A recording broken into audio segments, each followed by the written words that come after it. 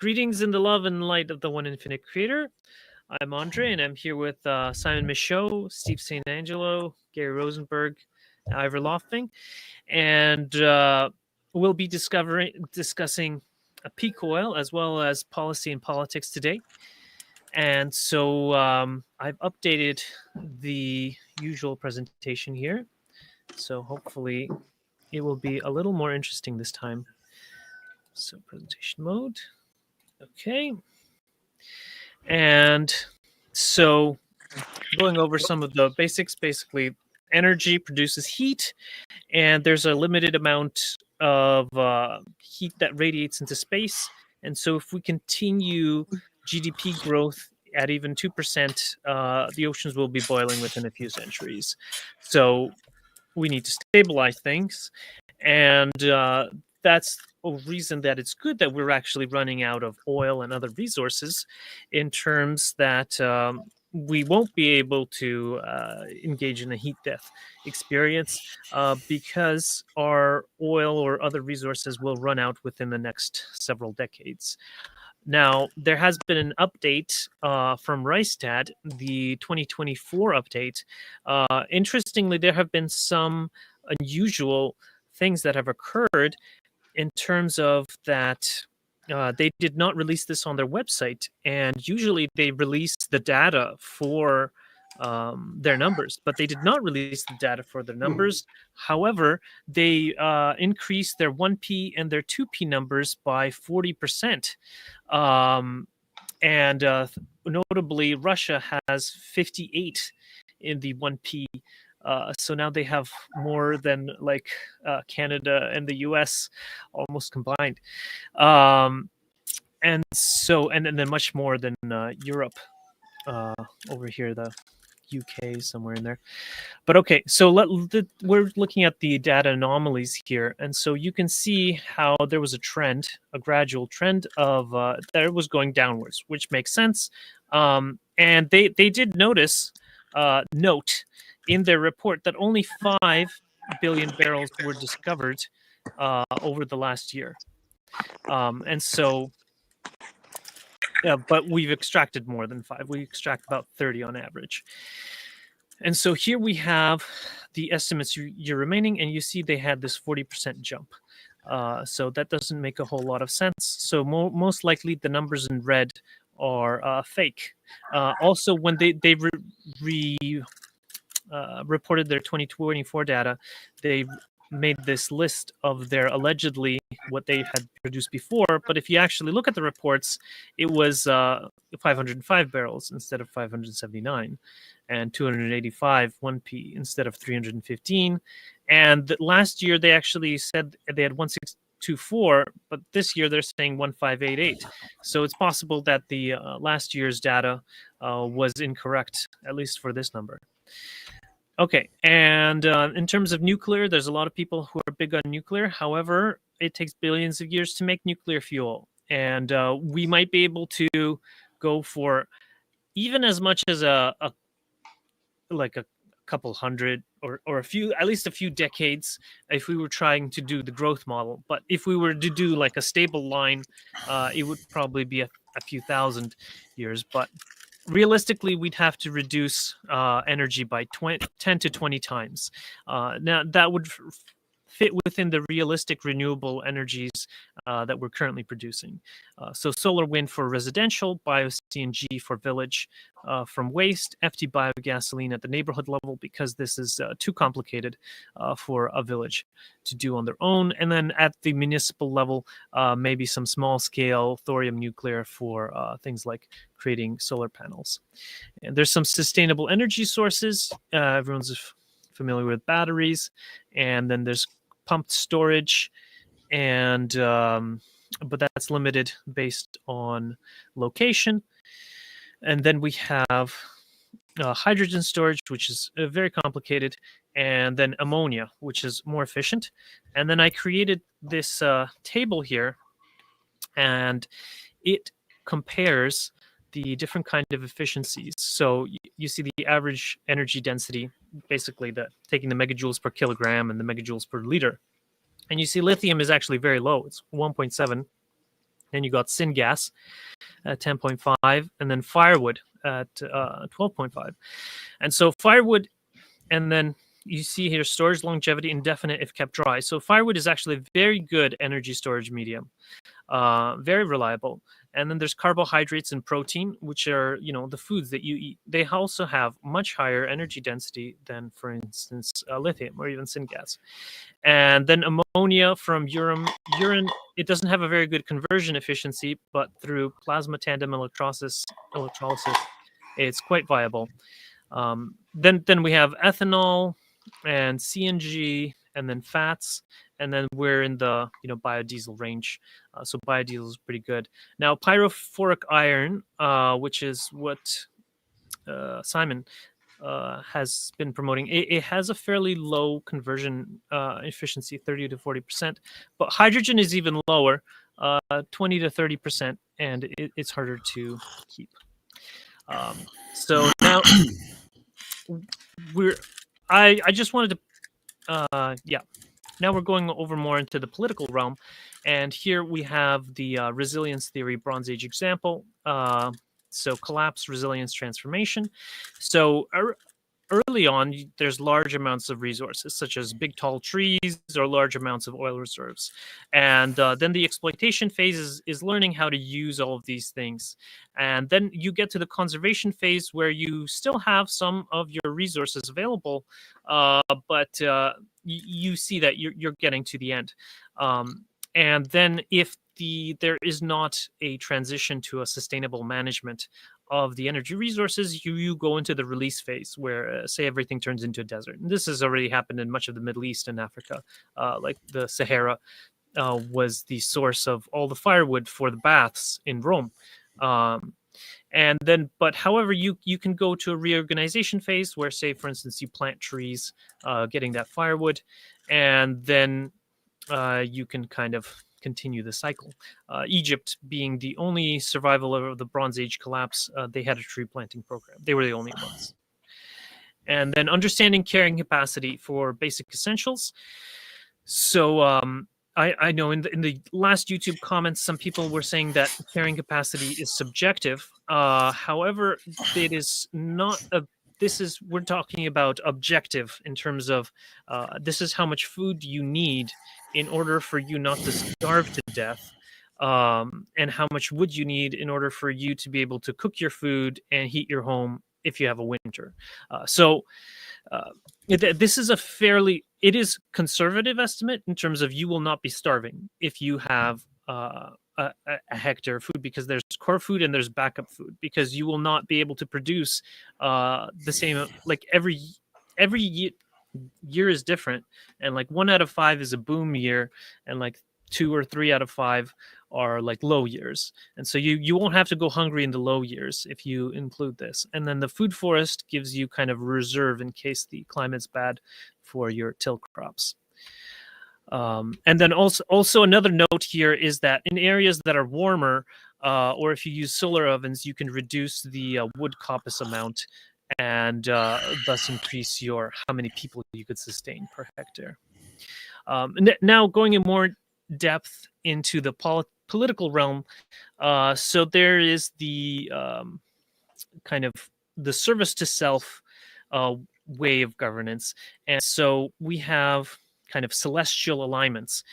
So fear, anger, and control. The mission is to control, dominate, and infringing on free will. Methods: manipulation, influence to create fear, and division and control. Historical leaders include Genghis Khan, Joseph Stalin, and Mao Zedong. And the most aligned current leaders would be like Netanyahu of Israel or NATO US. Now, I have to add in the caveat that this is for the current leaders, this is not a final say. This is just a kind of a speculation in terms of that seems to be where their rhetoric is at the time that I made this presentation. Because they're alive, they're able to change what they're going to do in the future. So relevant quote: the so-called Orion Empire is a kind of confederation of those who are negatively polarized and who are responding to the call of those who wish to graduate in the negative polarity. Then you have the space pirates, who are the neutral. So they're the 4 to 50% service to self, and 6 to 50 service to others. Now, these are very, very common. The focus is still war, suffering, chaos, and the mission is to disrupt and create chaos, preventing positive harvests. And the methods are sowing fear and maintaining low vibrational states. Aligned leaders historically include Adolf Hitler, Winston Churchill, Richard Nixon. Basically, leaders that, from their rhetoric, you can tell that they're promoting a lot of fear. And most aligned current leaders would be like Zelensky and Kaja Kallas and Dmitry Medvedev. Just because they're promoting fear. And like I said, for the current leaders, they can change. We don't know. Maybe they'll start promoting love. It's hard to say for sure. Andre, do you want thoughts on this, or do you want to? Yeah, go ahead. Well, if you want to jump in, yeah, you can give some thoughts. I do have a few more. I think you're making a very interesting point here about politics, and I think that it's very much at the forefront of my thinking. And the conclusion I've come to is that the political system is dictated by the resource availability, and that whether it's Joseph Stalin or Adolf Hitler, I think your categorization, we might want to question that, because I think all of these people set out with good intentions. And I think it is the external circumstances and the reality of human behavior and the tragedy of the commons, which forces people in leadership positions to reimagine the tools at their disposal as far as human organization goes. So when we categorize people the way you are, I don't know how accurate that is. I think there is a progression of leadership, and I think a lot of it has to do with the scope of the problem, the external circumstances, the resource availability, and their ability to organize people in out of love and empathy. Stalin worked like a monk, and Stalin, I think, was originally, no one worked harder than Stalin. And if you look at Hitler from his origins, I think he was well-intentioned. And when you look at Netanyahu, he's coming from a place of tragedy and fear of the Holocaust. So I don't think that these clear-cut divisions are necessarily applicable or helpful. I hear what you're saying. So these divisions are kind of given to us by the Confederation of Planets, which I haven't gotten to yet. But in terms of like some of them, like Mao Zedong, he has a very clear. He believed in following the reverse golden rule: do unto others what you don't want done to yourself. And so, he did torture and famine and all of these things, and he was just very, very diligently aligned to that. And what we do have free will, like you were talking about, that there's definitely a deterministic environmental element. However, the person also has free will to choose whether they want to align service to self or service to others, or stay somewhere in between. And so the Mao and Stalin, they were very diligent, and they worked very well on achieving all the power for themselves. And so that is admirable. I'm not saying that there's anything wrong with that. And it, like, from the interviews of Netanyahu, it seems like he's also on that track. Like I said, it's speculative, and you're free to have your own opinion on that. And like, I'm just going based on externalities, right? And like Dmitry Medvedev, often very promoting fear. Same thing with Kaja Kallas and Zelensky. And so the space pirates have in mind is simply continuing harvest of food, and that food being fear. Also is mentioned, like anger, suffering, that kind of stuff. So these are higher density entities who are kind of working behind the scenes and motivating such individuals to promote more fear, so that they can feed on the fear that is generated from war. And then you have the Confederation of Planets, the service to others, which are still have an element of service to self, 49 to 0%, but otherwise 51% to 100% service to others, where the focus is on forgiveness, love, and acceptance. The mission is to promote love, unity, and service to others. Emphasis on free will, spiritual evolution of all beings. Aligned leaders, historically Jesus, Abraham Lincoln, Mahatma Gandhi, Franklin D. Roosevelt, Nelson Mandela. Most aligned current leaders like Xi Jinping, Viktor Orban from Hungary, And relevant quotes: "We are the Confederation of Planets and have come to tell you a very simple story. It is a story of the power of absolute and unconditional love." And but again, Andre, using the examples that you just cited, I mean, the minute Gandhi freed himself from England, all of a sudden you had the division between Pakistan and India, and then you had the division between Pakistan and Bangladesh. And I think you have to be realistic about the human condition and about organizing people. And it doesn't matter. It's not about leaders and heroes. It's about people coming together and working. And we are tribal in nature, and we react to whatever the resource availability is. And civilization is extractive by nature. And until we can create a civilization which is not extracted, but has a net resource positive outcome and is in service to nature and future generations and acknowledges our relationship between the past and the future, it doesn't matter what the initial intention of leaders are. You're going to be dealing with the reality of humankind and power struggles. So I agree that there is certainly an environmental aspect to it. And certainly Gandhi was not the motivating factor behind the division of India into Pakistan and Bangladesh. He actually protested against it, and he protested against the violence that was occurring. Those demarcations were made. I mean, they were partially because of historical of the Muharraj, or the Muslim caliphate that had ruled over parts of India, those parts of India, as well as the British and how the British decided to carve up the territory. But that's exactly the point. You can't take these people in isolation. You've got to take them within the total trajectory with that humankind is in this dance of power that has dictated humankind from the time we climbed out of the trees. And if we're going to move forward in a positive way, it's not a question of looking at these people and demonizing some and sanctifying others. Everybody's doing the best they can do. I think that the point here is to that we want to promote the more service to other leaning behaviors, such as forgiveness, love, and acceptance, and promoting unity and service to others. And so if we have leaders with those expressions, if they're promoting forgiveness, love, and kindness, then we know there's a higher chance that they are service to others leaders. And we can look at these historical leaders and as examples of what good leadership looks like. And so that way people can elect the no, I understand that's what you're saying, and I'm just suggesting that I think we need to question that premise, because I think historically it doesn't hold true. I think it's about power struggles, and it's about longevity, and I think there needs to be other motivations. And they gave Jesus nails in his hands, and they killed Gandhi, and they killed Martin Luther King, and they killed JFK, and things go on. And the question is I agree with you. Ideally, it would be wonderful to live in the world that you're describing. I just don't think that's the world we live in. Not sure what you mean by that. The point was that they created a good influence while they were there. But yeah, so one of the things that the Confederation teaches is that one of the issues of our governance systems is that we have too many people at the top and too few people at the top and too many people at the bottom, that you need to be able to know who you're interacting with.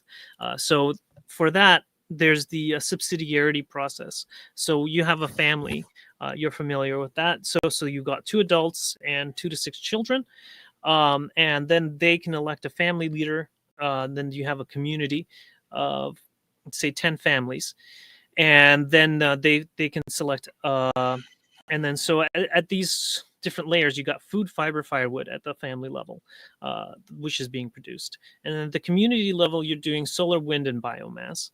And so you got those 10 families. And so then they go to the village level. They have a community leader that becomes the village leader. And so amongst the village leaders, so it's not that you're not electing, say, the planetary leader directly, but it's the community leaders that are selecting amongst themselves a village leader. And then you have neighborhood, city, county, province, country. And you can see what each layer does, and it's a subsidiarity system. So the higher levels are there to provide to services to the lower levels and recommendations, whereas the lower levels have autonomy within their own jurisdiction, like what you do within your own families and your own business, what you do in your own community and things like that. But say, for instance, if you're having a dispute with a neighboring community, then you could go to, say, the village leader to help to resolve this dispute, as an example. And then add us as a sum total. Now, say, for instance, we have a representative that's supposed to represent like 6 billion people, but the planetary leader in this system only needs to know 100 to 200 people. And that would let them know all of the kind of leaders that got them elected, at least, so they could represent them properly. And so most probable future lifestyles. So there's the urban salvage economy, the rustic Amish. So the urban salvage is like life expectancy of 52, rustic Amish 54, indigenous hunter-gatherers 70, food forest communities 84. And this is an example of how a village settlement can be with, say, like a community over here. And this is a rural block, as just a standard rural block. Family offices are a good source of funding. All right, and now discussion. And then I'll see if we had some YouTube queries. Did anyone have any questions or about the presentation? Oh, ABC, go ahead. Am I live? Can you hear me? Yeah, we can hear you. Perfect. I missed probably most of it, but I heard from our fellow Jester regarding some power dynamics and how they work out. And hello to everyone, Simon, Steve, and Andre, and as well as you, fellow Jester. I just recently finished watching a 10-hour documentary of Sweden's history from the hunter-gatherers up until modern age. And the dominant thing is, from the medieval times, which, well, sort of we're going to go back to unless things really escalate into a nuclear war, again, is the power dynamic. And for that, you need to have lineage. And then you have families which become patriarchal, and from there they dominate. And then they have the warrior caste, and that goes on. I really hope that we're able to collaborate, but I think that it's going to be the people with force and power, however it is. Is it with technology, or is it with skills, or just plain martial prowess? Because that's how it's been all throughout the ages. And then it becomes more complex, and then you have diplomacy and all that. But it starts with military might. That's how you protect your citizens, you protect yourself, you make sure that trade is enabled, you make sure that rules and regulations are followed, and then from there everything else just builds up. But again, I might be wrong. I'm just raising this very sort of concerning historical trend, which seems to be at play in most things. That's all. Thank you. Mm-hmm. Yeah, and that's a good point. And in Europe, definitely the space pirates or the warmongers have had a very strong entrenchment for thousands of years. And so that's, if you look at European history, it really is a repetition of exactly that, of let's, promote fear and anger and go to war with that group. And then, once, like, that's the whole Indo-Aryan expansion. And then once they got to, say, the British Isles, then you had the Roman expansion. And then they were just constantly conquesting each other. However, you can contrast that with the Asian system, which was much more stable. And they had much less frequent turmoils and wars between each other. And it was really much more about cohesive organization and getting everything to work together. Like China is really it has a completely different history from the European history. It is not a history of wars. It is a history of organization, and then when the organization becomes dilapidated or kind of very old and non-functional, then you have a new organization take over. And then that's kind of the cycle there. So it's really much less about martial prowess and much more about intellectual ability, at least in Asia. And they have much bigger populations because they haven't been killing each other so much as European history. I know that we could look up a map of the historically recorded battles, and almost all of them are in Europe. Europe is just extremely under the influence of these the space pirates. Like even now, they had the most warmongers in the world. Okay. Anyways, but I'm saying is that this is not a genetic problem. It's a spiritual or a cultural issue, and it can be remedied. So it's okay. Okay. Well, I hope that helps at least a little. And with the subsidiarity, it should give enough kind of power at the lower levels that you could have that kind of a more natural refurbishment of the system. That's not based on bloodlines. You still have a kind of, it's democratic in a way, or it is democratic. I cannot say about Chinese history that much, and I'm not gonna even pretend that I know European history too well either. Just this is the basic general assumption that I think we all can agree upon. Regarding China, the only thing I think about is the art of war. Yes, that's a good example. And the art of war basically says it's a set of instructions on how to avoid war, basically. and like, Go, like the game Go is also a good one. So have you ever played the game Go? I have not. Yeah. So it is extremely different from chess, which is popular in Europe. In chess, what you're doing is you're decimating and destroying the other side. But in Go, what you do is you capture like usually around half the territory, and then the other person captures about half the territory. And then you both agree that there is no point in fighting any further. And then you just count out how much territory you captured during the game. Every single game ends in a tie. And so it's a completely different culture, because it's like, it's not about destroying your opponent. It's about, knowing when to stop. Because if you don't stop, then you're losing territory.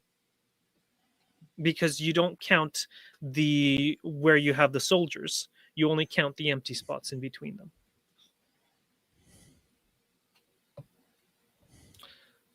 So yeah, I'm sure that the philosophy and cultural and societal norms do vary. That is obvious from looking at the human species. However, the act of conflict is sort of inbuilt in an empire. It's just the form of its function. How many wars and battles happened in Europe and China or whichever continent then is a whole different topic in itself, just on the general premise of it.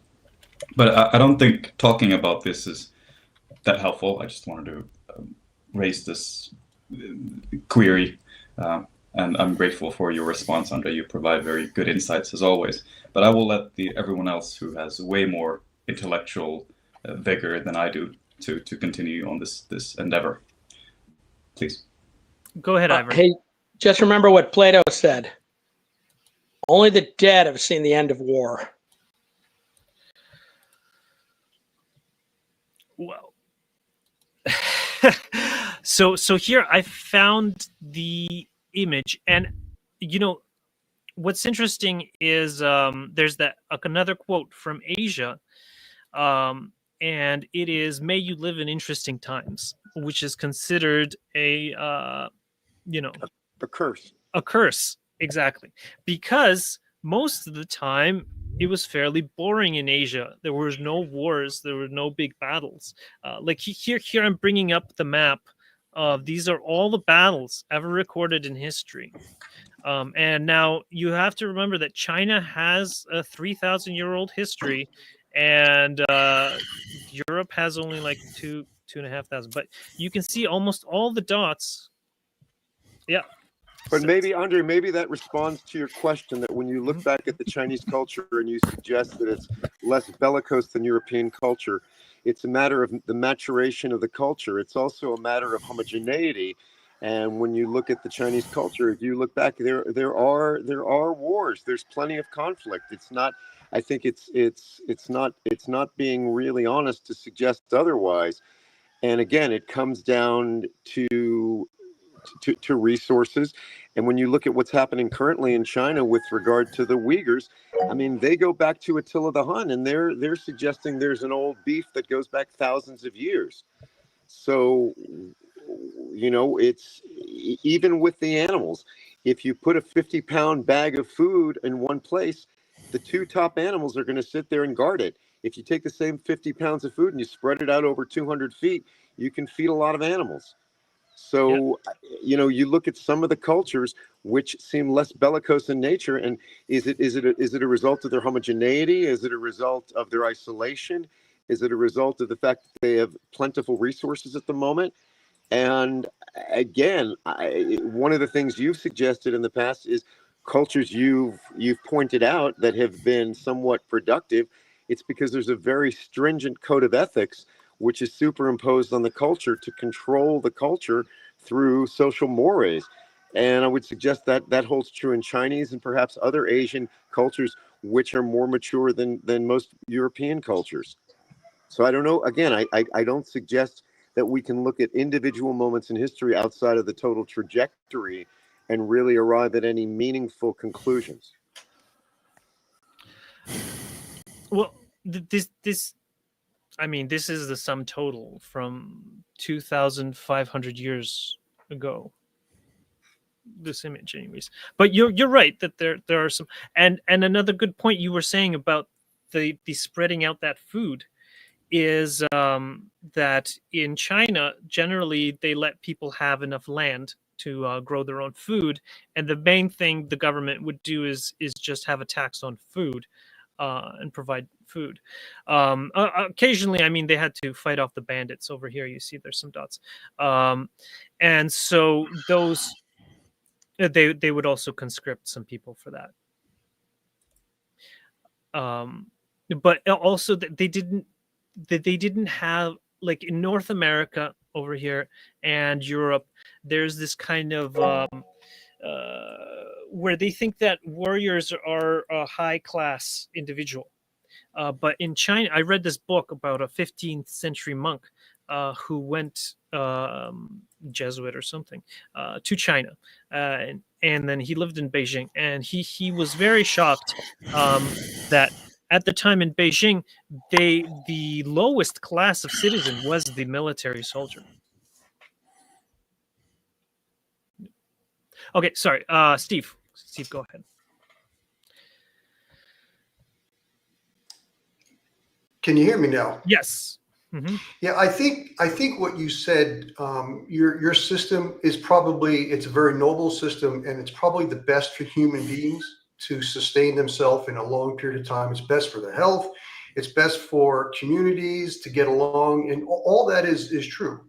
The problem is, we've seen in history, there's this continued strife between good and evil. And I think what is going to happen in the future, however the future unfolds, it's likely going to be a combination of both. It's been that way forever, and it'll continue to be. So to me, I think what you're promoting is the best for human lifespans, for human living conditions. But unfortunately, we tend to short circuit ourselves. And I don't know why we do that, but that's the MO. And so a lot of people tend to follow the short circuiting pattern, and then you get the conflict. But I think we're going to move forward the same way we've been, and so you're going to see a combination of both. So I do commend you for putting out that message. Unfortunately, I think we will continue trying to scrape together in a peak oil environment as business as usual. Some people trying to work together better, and some people trying to using conflict and taking over and using military warfare. It's just going to continue to happen, unfortunately. Yeah, and I would agree. I would agree that the general trajectories will continue. I was just talking about which ones to promote. Go ahead, Ivor or ABC. Oh, thank you. Okay. I just want to ask a question regarding the map. Does it say what sort of conflicts are included? Are they skirmishes, battles, how many casualties, and so forth? Just out of curiosity. Battles. It says battles. Every battle in the last 4,500 years on Wikipedia, that Wikipedia mentions. Yeah. So then the definition of battle sort of comes into play. But we don't have to go into the epistemology of that. And please, Ivor. Can I say something? Sweden, for example, had lots of battles in the 16 and 1700s. They were all the time. They were getting in fights all over Europe and way down. And they decided to kind of, how many years has it been? It's been like 400 or 500 years. They have not been, they've been sort of neutral and not in most of these battles. And so I think it is possible for a country to say kind of no to war. I mean, I lived in Costa Rica. It was probably the most civilized place I've ever lived, where they kind of gave up the army and they just decided, okay, we're going to try to make this place work, And I think, so it's possible, but you also have to have a fortunate combination of circumstances. I don't think Sweden has much oil, so that kind of helped them out. But anyway, I think you have to be in this position where there isn't really too much that everybody else wants, and you have to have some resources to feed your own people. And I think that's like a fortunate combination of circumstances that doesn't happen to everybody. Also, I read a book called Late Victorian Holocausts by Mike Davis. And it's very interesting. Places like China and India both had huge reserves to get people through famines. And they would open up those reserves when it looked like things were getting bad, people were starving. And along came the British. They took over kind of both places. That's it. Mike Davis, Late Victorian Holocaust. And the British kind of took over both places, and they monetized that wheat and the rice and stuff, and they got it out to the port and turned it into money. So, I mean, I think that's kind of where we're at. We have these people who are we're going to turn it into money. And that makes for a pretty difficult situation, especially for the people who are actually living there. But, you have to have a big organized government that's going to say, okay, we're going to feed everybody. So I don't know. Be nice. Yeah, that's a very good point, Ivor. And I've read maybe not the same book, but a very similar book. And what they were doing with that money was that they were creating these little yellow dots over here where they were having war in South Africa. They were exporting, I think, if I remember correctly, they exported enough food to feed 15 million people from India. 11 million people starved to death. Yes. And then they used that money so that they could kill people in South Africa. Oh, yeah. Yeah. Oh, yeah. And meanwhile, they also keep up the opium trade. There was all sorts of fun stuff going on. But it was basically, you had this organization that had been there for 1,000 years and feeding people and pushing food out to the famine areas. And then all of a sudden it was just broken up and let's get that stuff to market, monetize it. And a side note, in Canada and the United States, you don't see these big grain silos anymore because all that wheat has monetized. It's moved on to, a big place where you might see it is Quebec City. You see a big pile of grain, big grain silos, but that's to put it in the ship and send it somewhere. Anyway, little example. We'll see. I wanted to ask the panel a question here because I've been doing too much talking. How do current political structures and economic systems impede or facilitate the transition away from fossil fuels? Simon? So, Steve just sent you an email. Oh, Steve just sent me an email? Okay. No. I just sent Steve an email. Oh, okay. Right. So, for your entertainment, Steve. So, the current geopolitical system. What I see is for a couple of years now, people all over the world have actually had real information in their hands. And there was a time when they thought things were, they were starting to get it. But it's like everyone collectively drank the Kool-Aid again last year. And it's around last year, and they've all gone back to the plan as they were conditioned and told to operate. Like the Finnish government came out and said, right, Parliament has now formed a task force to engage in the green transition for electric vehicles, solar panels, and wind turbines to be deployed across Finland. And they've engaged in feasibility studies, and I'm thinking, did I fucking stutter? Yeah. Anyway, so what my work was dismissed because at the time it wasn't peer reviewed. Well, gosh, guys, since we spoke last, the last of my papers has passed peer review. Nice. So all those people, and so it's currently being formatted, which means that we're about to release a book, which means all those people who have dismissed my work and been quite rude about it can fuck right off. I've got a list, and I'm going to actually call a list of people out in public debate. Yeah. So anyway, so what I'm getting at there is people all over the world know there's a problem, but they've drunk the Kool-Aid and they climb back into the barbed wire canoe. I call them apocalyptimists. They know things are fucked, but they think everything will turn out fine. They're not sure how. And so it's a little frustrating to actually watch all this sort of happen. I do tend to... the way I see it is most of the politicians I come across, I see them as you're going to be replaced. It's like I can see two challenges to leadership coming. The wheels fall off as we all think it will. It's all going to get difficult, and the conventional leadership that's in place now will face a leadership challenge. Our revenue's gone to 10%. Unemployment is at mind-blowingly high, but you don't know what you're doing. You're out of government. We are now coming in.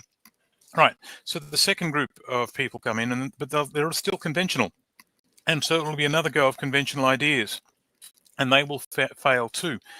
And so the second challenge of leadership will be, okay, the conventional ideas won't work. You're out. And now we've got to do unconventional stuff. When we get to that second round of leadership challenge, then maybe people might be a little bit more reasonable. But in the meantime, everything's fine. Stay at your posts. Use your credit cards. The building is not on fire. Everyone keep calm. Your government has everything under control. Wait, did anyone want to respond? ABC, go ahead. I just wanted to congratulate Dr. Michaux regarding this incredible feat and very, very frustration.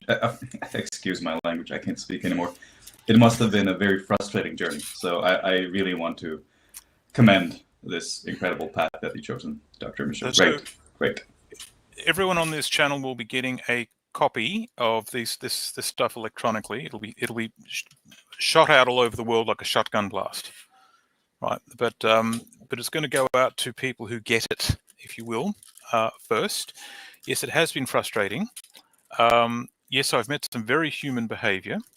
But what I would say is I appear to have gotten further than anyone else in the world in this sector. Nice. Now, I don't claim to be noticeably smarter than the person next to me. What I am is lucky, as I'm at the right place at the right time in the place where the eye cannot see. Right? So that's just how. So thankfully it's worked. if it didn't work, they probably would have been successful in actually removing me from my employment. So, which there's been lobbying to do. Please let me know if that ever comes to pass. They will have to pass through me before that happens. I will come, and I will make sure that they know they have a problem. I do get a lot of support from my employer, but there are groups around me that don't support what I'm doing, right? And so everyone's a critic. Well, Everyone's in denial. So if that came to pass, I would go onto Facebook full time and generate memes, and I'd be trolling people mercilessly. well, I wanted to just add on to that point that I think that part of the reason that Simon's had much success is that he's been so willing to be of service to others, like working with his employer and presenting this information to really help the world. And what I've found is that it's actually these other guys, the service to self especially, who are hiding from the eye, of God, for an example. And then these guys, well, they don't know what they're doing. But the service to others, it's about service and love and kindness, and you get that support of those people who see that you are doing a good work for humanity, trying to help us get onto a good trajectory and wake us up from the deep slumber of trying to do the green revolution when it's impossible. So yeah, just wanted to give that support. Okay, Steve, go ahead.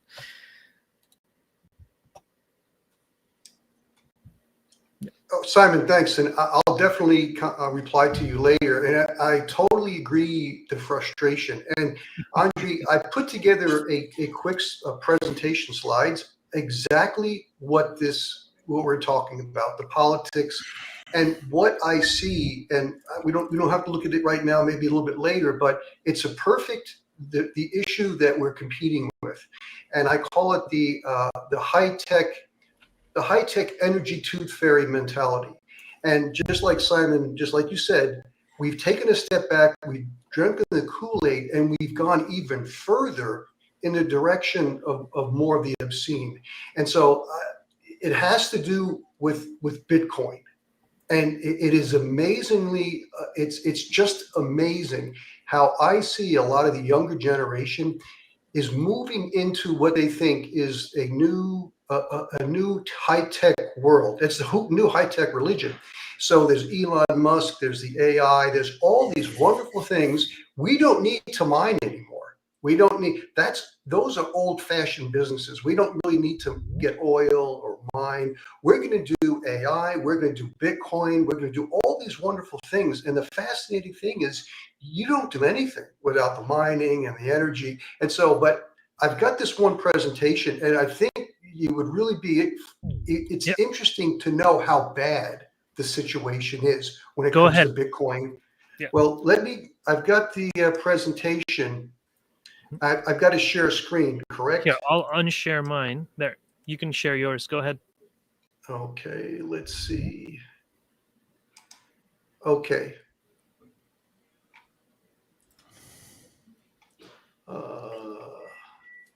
Can you see this right here? Hold on. I am not seeing anything. Not yet. Okay. Yeah. Let me. You remember where the share screen icon is? Gotcha. Here we go. Okay. Okay. Can you see it now? Loading. Starting loading. Loading. Yes, yep. we see it. We see it. Yeah.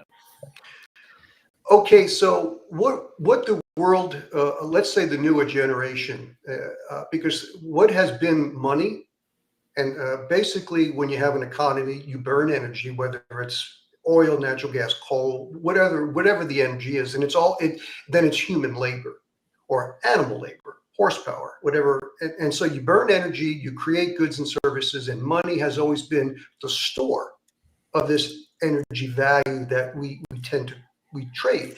And that's been gold and silver. Then fiat money came in, and now it's been Bitcoin. And so the new thing is Bitcoin. Now, what's in front of you here? Mm-hmm. A lot of the Bitcoin mining was in China, but then they realized that Bitcoin was becoming, as Ed Hears says, a tapeworm on the grid.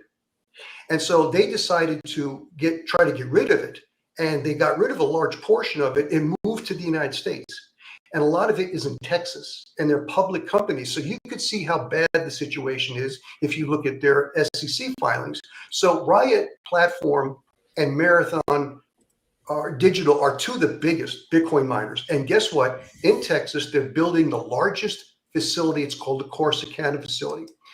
This thing is, right now, what you see is there are going to be 4 buildings. They're going to have actually 10 buildings when they're done within about a year and a half. 10 buildings.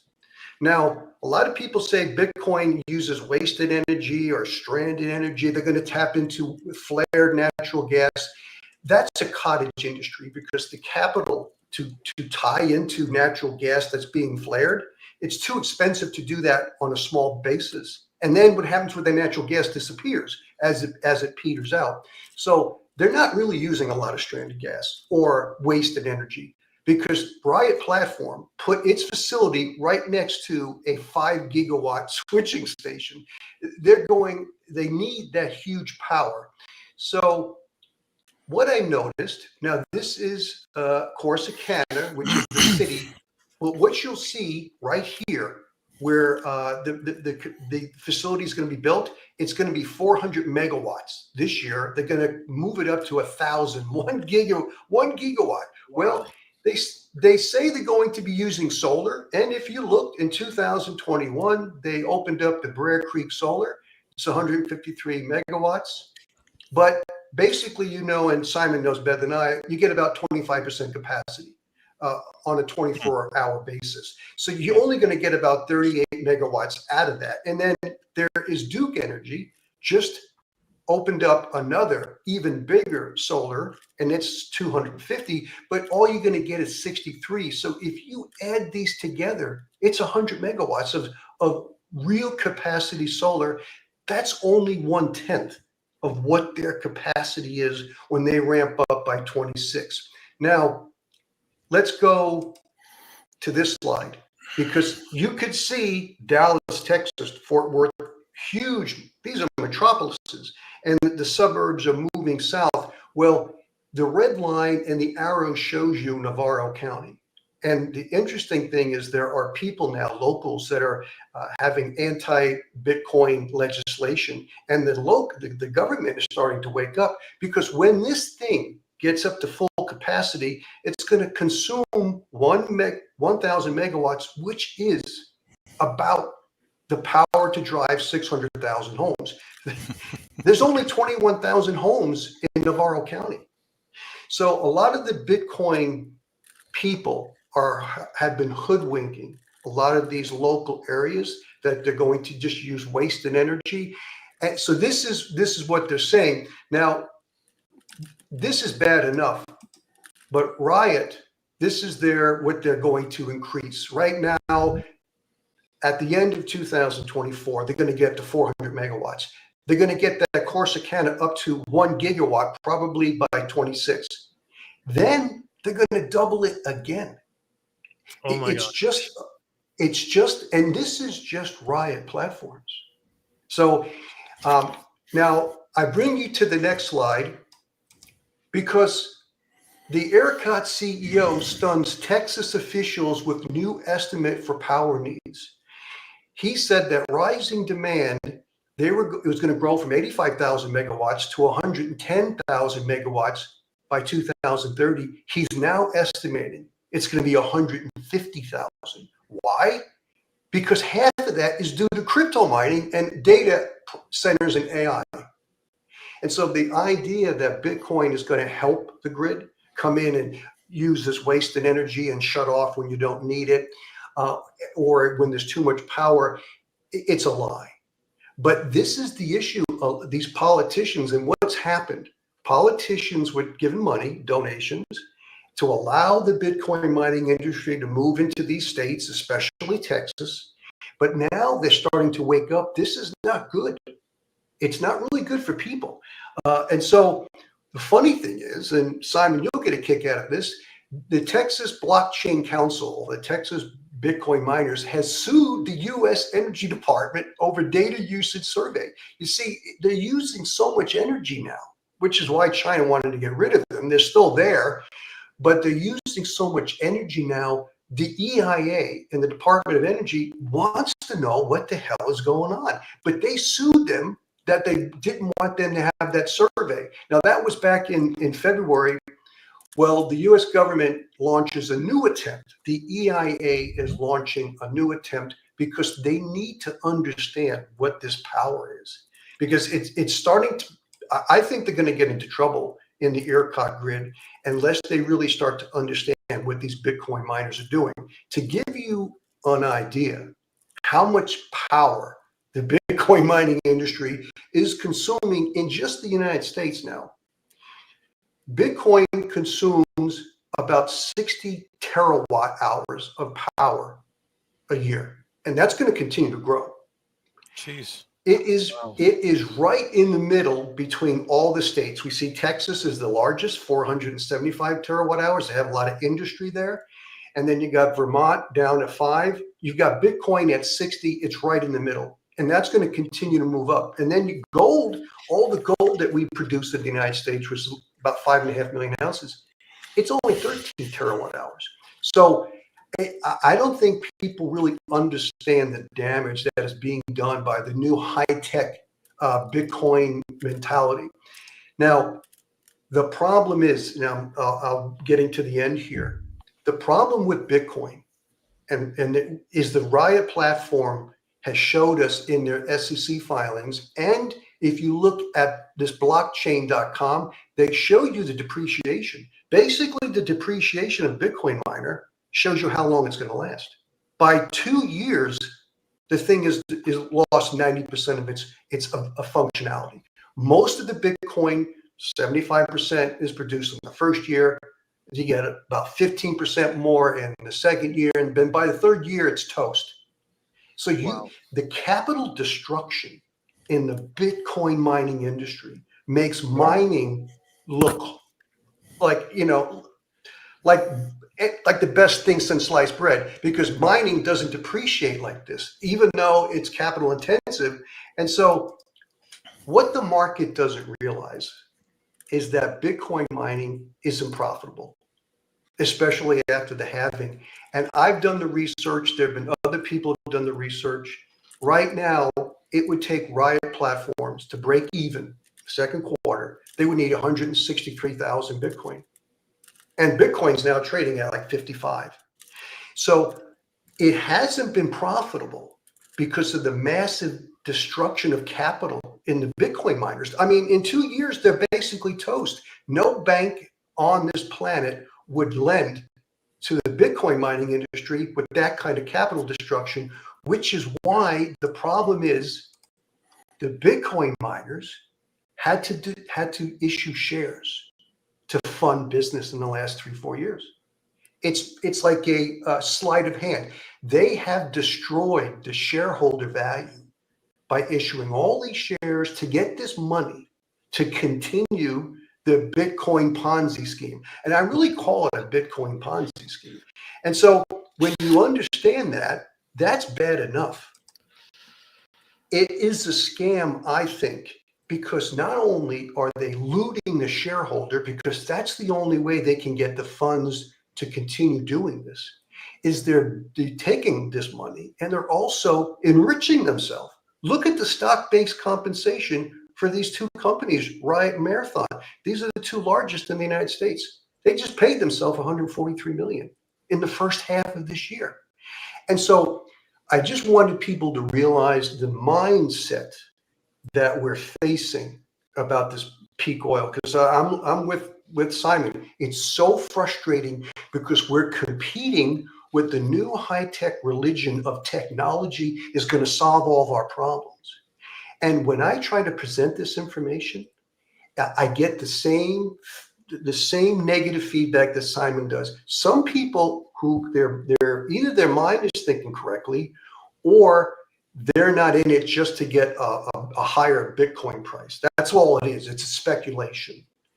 they really don't care. They don't realize that the Bitcoin mining industry that allows Bitcoin to function, I think if the price doesn't go up, it's going to disintegrate. I think the Bitcoin mining industry is going to collapse, the public Bitcoin mining industry. And that's bad news for Bitcoin.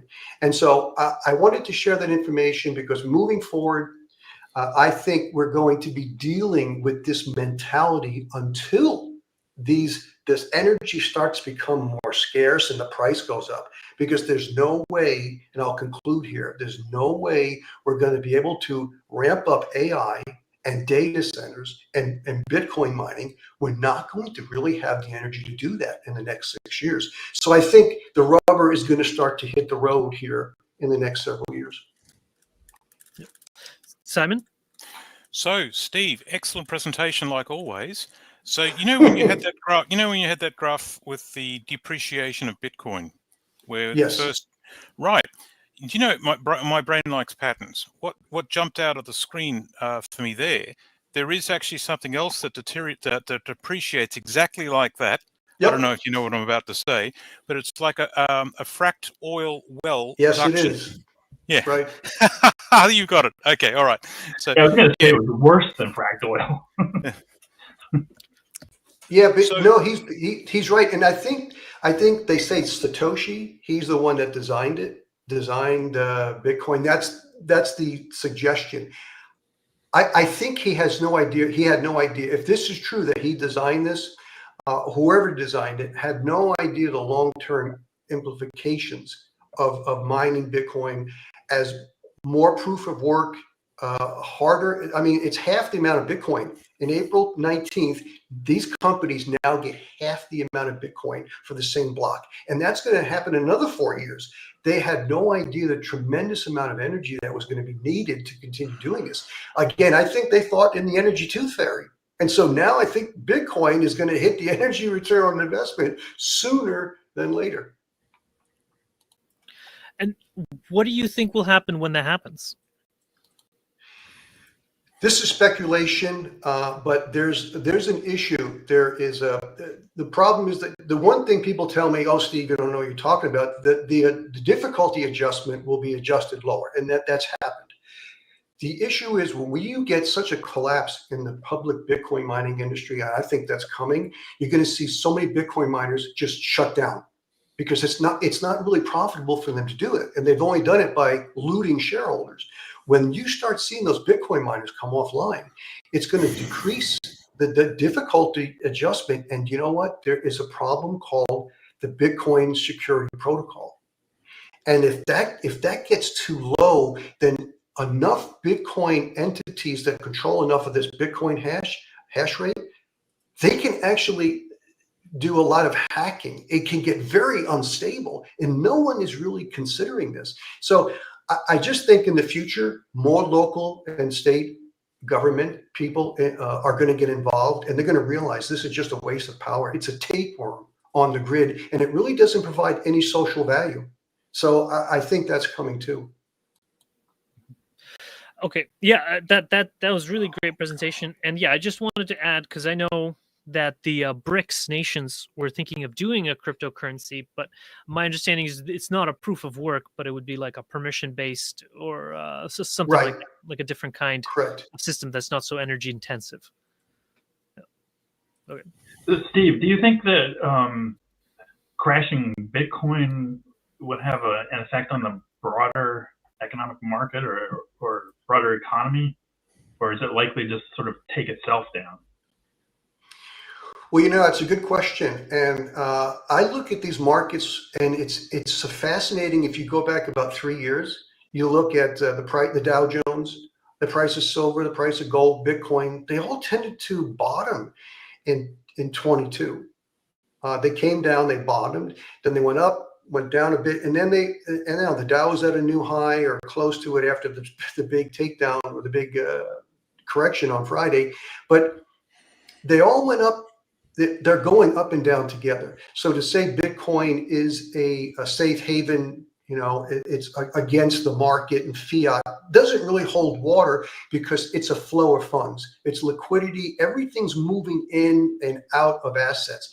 And I think when we start hitting a recession in the United States, and I think it's going to start spreading around the world, that you're going to see the markets roll over. You're going to see Bitcoin. And if Bitcoin does not go up to that 1,200, 120,000 level or above where it needs to be, it's going to destroy the Bitcoin mining industry. It'll destroy it within about a year or two. So I don't think Bitcoin going down is really going to impact the overall market, but I think it's going to go down with the overall markets. Simon?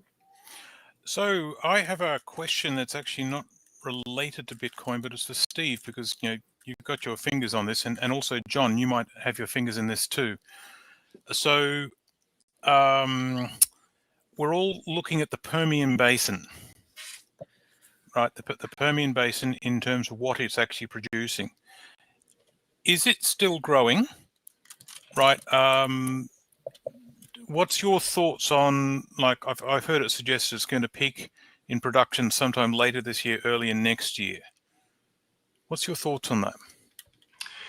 Okay, that's an excellent question, and maybe in the next month we can do an update, because I subscribe to Shell Profile, which is now Navi, and they've got a new dashboard. It's Okay. And they helped at 1 hour lesson how to use it.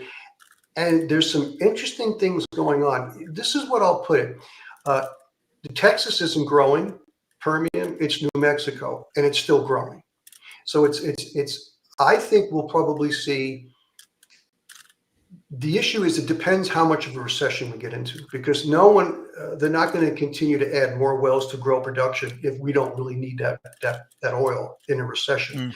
So you may see that it'll be in a plateau for a while, but then I think we may see a bit more growth and more of a plateau than several analysts, either like Art Berman or Adam Rosenzweig. They've been coming out and been very bearish. And I do agree we're going to peak in shale oil and shale gas. But from what I'm seeing, because in the Permian, in Exxon, massive spike in 2024 in production. A spike? Yeah, just from ExxonMobil. How did that happen? Well, they're doing fracking on steroids 3.0 now. And so I think the issue is, again, it's kicking the can down the road. And so that's why we'll do an update maybe in a month or two when I can put this together, because we're seeing increases in Utah, in the Uinta Basin. That was about 60, 70,000 barrels a day. They've gotten it up to 130, 40,000, and there's room to grow that to 300 plus. And so I think, even though we're seeing declines in the Bakken, we're seeing declines, or from the peak, declines in the Eagle Ford, they're kind of stabilized due to the long tail. So I think shale production in the United States is going to grow a bit and stay in a plateau longer than we thought. And I will provide that information, but when it starts to decline, then the declines are really going to kick in. So I hope that answers your question. Yes, it does. Okay, John has, well, I want to let you follow up if you want, but also you have a presentation for us, right, John? You're muted. Right. Yeah. Okay. Get me. Okay.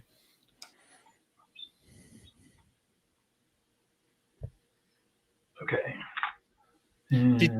Did you have any comment on the Permian Basin? I kind of thought that was sort of my thought too. That although Steve's more on top of it than I am on the details there. So anyway, yeah, I heard not a debate, let's call it a discussion between two hardened camps in a meeting with I was just sitting on the side. I was there as an advisor. I wasn't, Anyway, and they were having this debate about oil production, but they were talking about diesel. You know, like where are we going to get all the heavy stuff from? You know, if everything's coming from the natural gas liquids industry, that's all the light stuff and all the jet fuel, but really we need diesel, blah blah blah. And yeah, anyway, I got to the impression that we're all starting to drift, and we need to go back and look at the data on a more regular basis.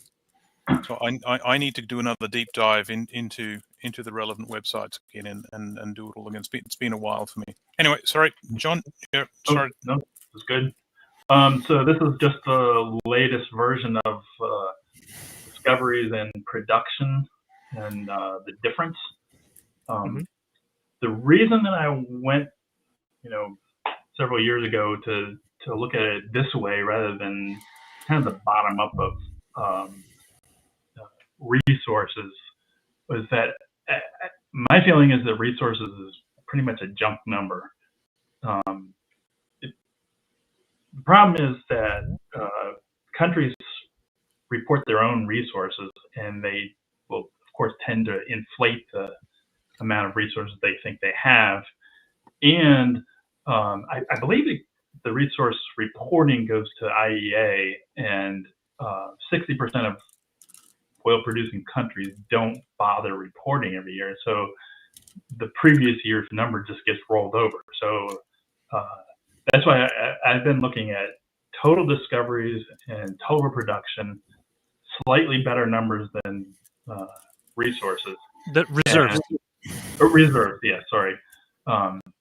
And so the latest is, we're about 2,200 gigabarrels of discoveries so far, and almost 1,700 gigabarrels of production, leaving us 529 gigabarrels remaining. And this number, the remaining amount, was very close to what Rystad had been reporting until this year. And suddenly they went up by 200 gigabarrels. Just who knows where it came from, but anyway. Didn't release the data. No. Interesting thing was that in 2023 was the lowest in a very long time, probably since basically the beginning of the oil era, of only 5 billion barrels of was discovered. And then I read the fine print. It said that only 60% of that was oil. So only 3 gigabarrels was discovered last year, and we're using well over 30 every year. So it's definitely coming down. One other thing, this was so on the left here. This one is cumulative, right? This one is the annual, discoveries, the blue bars, and the red is the annual production. And if you think about Hubbard's model, his model says that there should be a symmetric bell curve to production. I think that model is no longer anywhere close to being valid. I just can't see that we're going to have a symmetric bell curve, because we don't have the resources left. We don't have the reserves left, right? So we keep increasing production by making bigger straws, but there isn't that much left to produce. And so it's really starting to look more like we're going to come up, keep going up, and then there's going to be a Seneca cliff as we go over the edge here. I think it's going to be a very rapid decline once things start going really bad. So anyway, this is discovery and production. I had a couple other thoughts I just wanted to share with you guys. One of them, something I've been thinking about for a while now, is the energy rates. And you can think of the energy return from a source is the energy rate times time. So it's kind of like a distance equals rate times time thing. And so EROI is analogous to distance. And the energy rate is how fast you're going. So EROI, I think, is useful, but I don't think it really tells the story, because if you look at just distance, it'd be like saying, would you rather fly from New York to LA, or would you rather walk? It's the same distance, so it doesn't matter. So I'm saying we ought to look at rate, right? So go ahead, Andre. This reminds me of solar power, right? Because they usually do their EROI based on 20 years, but it's the EROI is like 3 or 4. So, but your energy per year, your energy rate would be like a fraction, right? Exactly. So just like this example, if your EROI is 20, but your lifetime on the solar panel is 20 years, you're getting 1 unit back per year, right? So you put in 1 unit, you get 1 back every year. After 20 years, you've got your 20 back, but you're getting it back 1 per year, okay? So then what I did was I looked at the relative energy rate. Now this is, I got to explain this a little bit here. What I did was I looked at it relative to oil. How much time would it take you to get your energy back relative to how fast it comes back for oil? Okay, so it's 1 for oil, but then notice this is a log scale over here. For gas, it's about 10.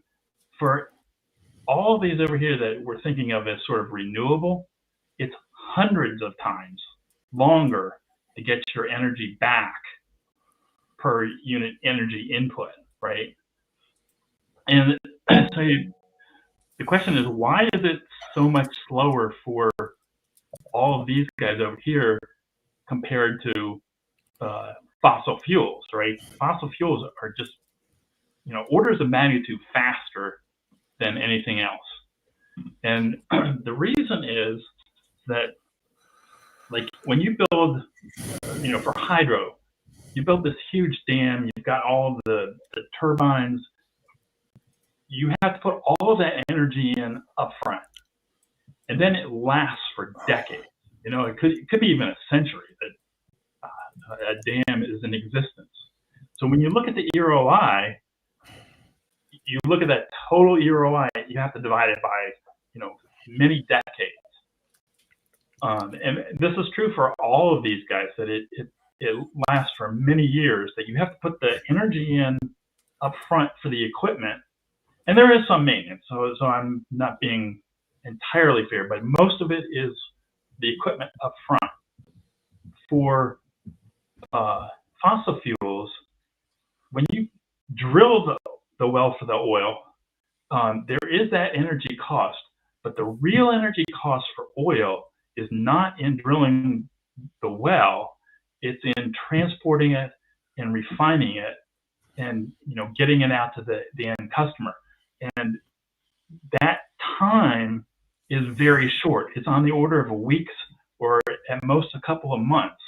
So all of your energy in transportation and refining is paid and returned within, just a few weeks. And coal is even better because there's no refining, and often coal is transported by train, and so it has a very short timeline from the point where you dig it out of the ground to the point where you give it to the customer. So this is why the rate is so high for fossil fuels and then extremely low for everything else. And then I took Simon's. Go ahead. Sorry. Let me just ABC had a question. I'm wondering if it's related to the first graphic here. Sure. ABC. No.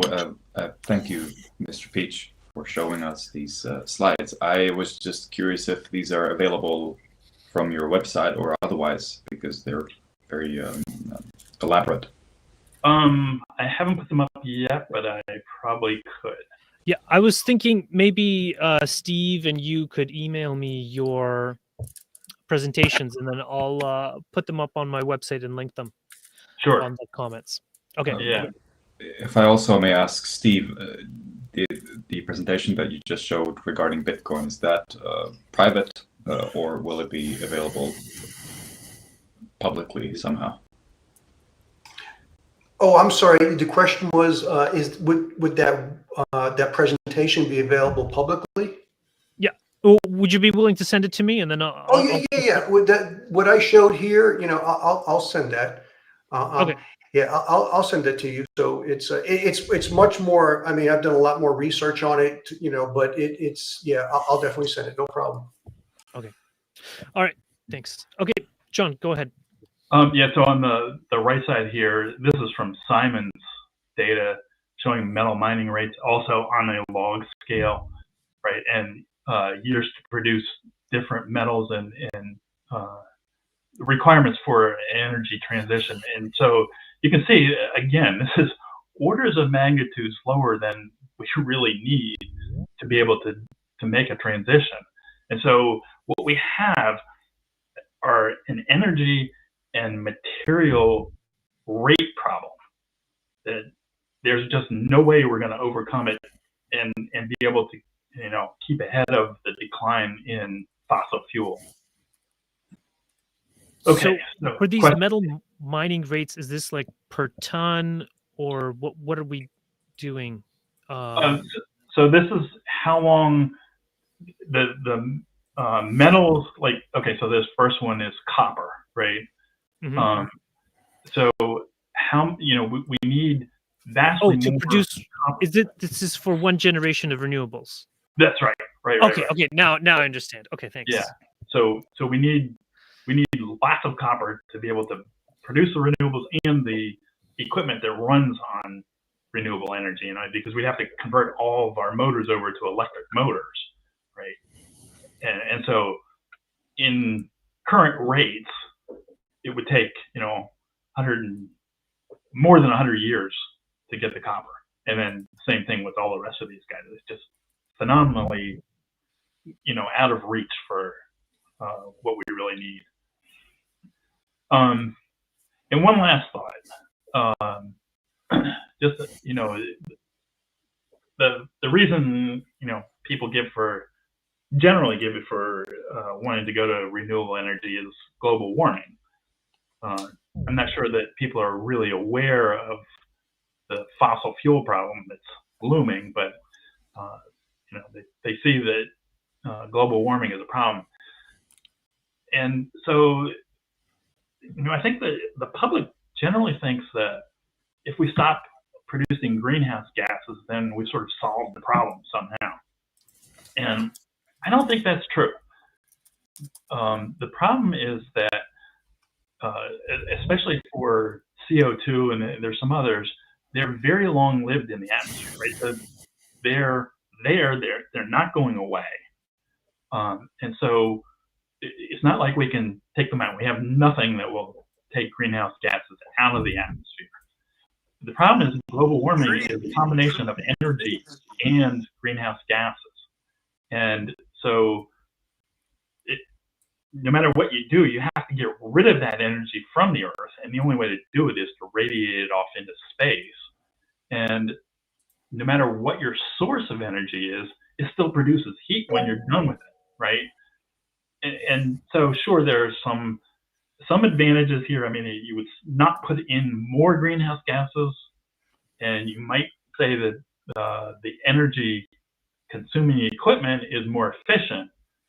But when you look at the economy and energy usage, it's basically a straight line, right? So if you want to keep growing the economy, you're going to keep growing your energy use.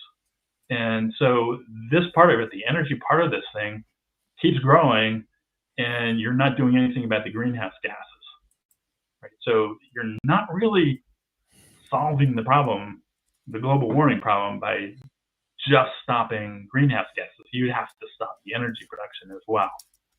So anyway, that's my story for today. Gary, you have a question?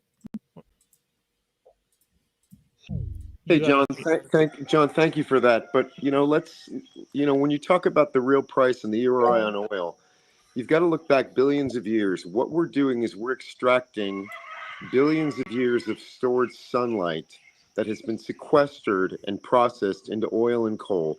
That's all carbon. All that carbon was at some point soil, and before it was soil, it was plant life for the most part. And you say we have nothing to sequester carbon. Everything that's alive is sequestered carbon. And what we've done is we've broken natural systems one after the other, after the other, after the other. And we've taken all of nature's ability to sequester carbon biologically, and we've broken system after system.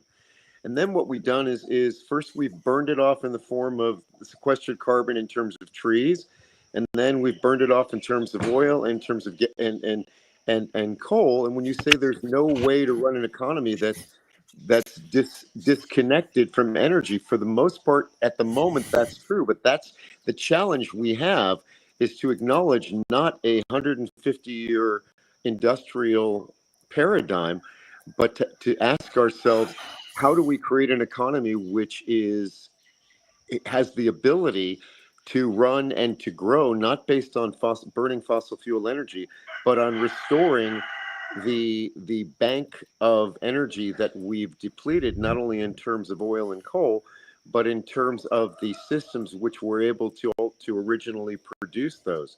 So if natural capital or some form of currency or some economy which is based on nature or restoring nature becomes an adoptable reality, then we've got a chance to transition from an economy which is based on an industrial fossil fuel burning energy. And the problem with the transition from fossil fuels to renewables is, as you point out, the ROI contained in renewables, it doesn't have the energy density because it's all contained fossil fuels anyway. It's not possible. We've got to change business as usual, not come up with alternative forms of energy to maintain business as usual. That's the real challenge. Yeah. So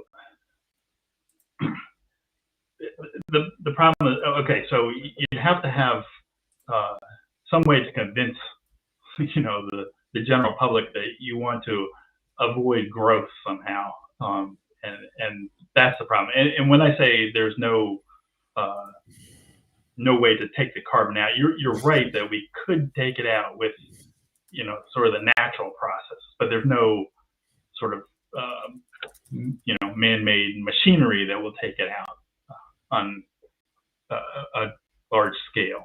We don't have carbon capture and storage, is what I'm saying. But I think that's the challenge which we face, is acknowledging that human beings, we need to arrive at a consciousness level, a human consciousness raising experience where we acknowledge our interdependence and interconnectedness with natural systems. What fossil fuels have allowed us to do is live in an illusion that we're separate from all of nature. And yeah, I agree. I just don't know that we're going to get everybody to see that. We're not going to get everybody to see that, but Go ahead, we have an opportunity in the broken financial system.